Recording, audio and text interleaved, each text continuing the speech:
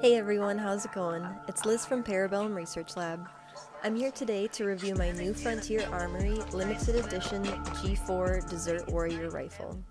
I want to be as transparent with you as possible and let you know that I am a NFA team shooter. However, I did pay a pretty penny of my own money for this rifle, so I'm going to be giving you an honest review about what is and not so sweet about this firearm.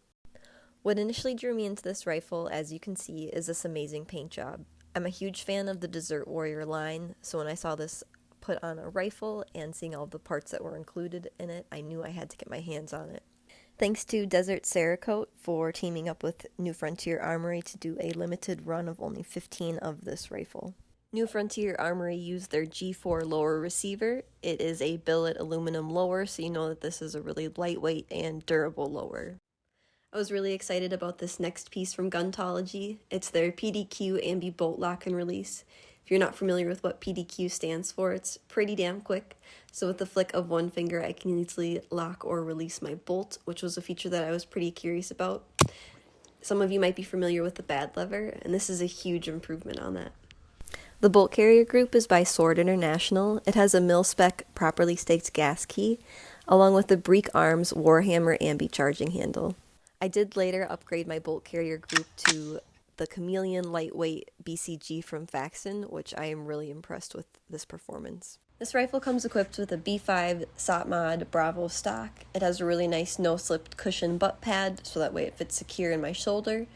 It also has a fixed sling mount point, which I happen to put a pretty cool sling from GatMonkey on this rifle. There's also a B5 Type 23 P grip. This grip does feel nice even for my small hands. I'm still able to get a nice purchase on the grip while having access to my PDQ and my trigger. And speaking of triggers, this rifle comes equipped with a Hyperfire enhanced duty trigger. I noticed it has a short over travel with a positive reset that I can hear and feel. That trigger pull is about 4.5 to 5.5 pounds, and it gives me a really nice, crisp, clean trigger break. In the future, I might upgrade to a CMC trigger, but so far I like the Hyperfire. NFA put a mil-spec buffer tube and buffer in this rifle, along with a Springco blue buffer spring that is tuned to each rifle. I was pretty excited about this next feature, the NFA adjustable gas block. If you're not familiar with what a gas block does, it restricts how much gas is going back through your system. So when you have an adjustable gas block system, you can really fine-tune it to just how much gas you want coming back through your gun. New Frontier Armory put a 16-inch 223 Wild Barrel along with a 15-inch handguard from Breek Arms. There is a muzzle rise eliminator from New Frontier Armory. Essentially, a muzzle rise eliminator helps to push your muzzle down by rerouting the gas through the top and side holes to help keep tight groups, especially once you start to shoot fast. And to really put the cherry on top, no pun intended, I put an Arrowhead Lpvo from SwampfoxOptics on it. I love how versatile this Lpvo is, allowing me to shoot at close quarters and at long distances. I went with the 1:10 magnification with the Gorilla BDC reticle. Those are all the tasty parts that went into this build, but now let's get into my review of this rifle. I was really excited when my FFL called to let me know that my new pink rifle was in. Unboxing it at the FFL, I did notice there was some marring on the lower receiver, and the sprinkles weren't quite as crisp and defined as I was hoping they would be. I did figure that this rifle would get marred up eventually. I was just a little disappointed for having spent so much money for this paint job that it was marred out of the box. But no worries, we took it home and got to know it a little better. One thing I did notice is that I received a 35-round Torque mag when it was advertised as having a 30-round Lancer mag. Normally I would think, great, I have an extra 5-round capacity. However, the Torque mag isn't quite as reliable because it doesn't have an anti-tilt follower in it, whereas the Lancer magazine does. Once I started to shoot some live rounds, I quickly realized how important it was to have that anti-tilt follower in my magazines because it helped by putting even pressure on my bolt catch, which then led me to realize that my bolt wasn't locking back to the rear.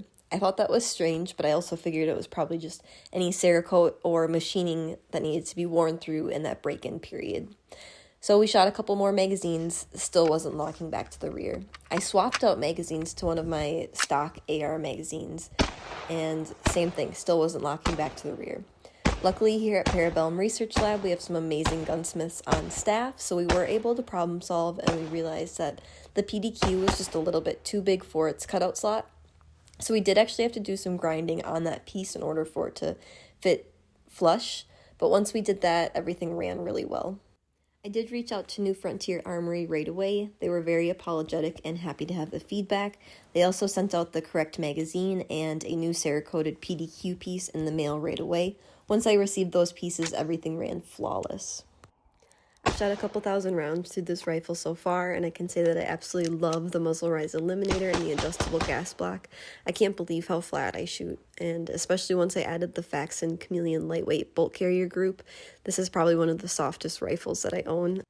I also really like the versatility and ease of the PDQ for releasing and locking my bolts, especially for someone who has small hands. This is a really good feature.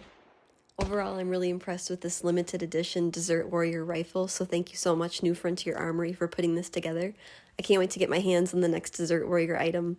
Make sure to like and follow all of us. I'll post some links below. Thank you and have a good day.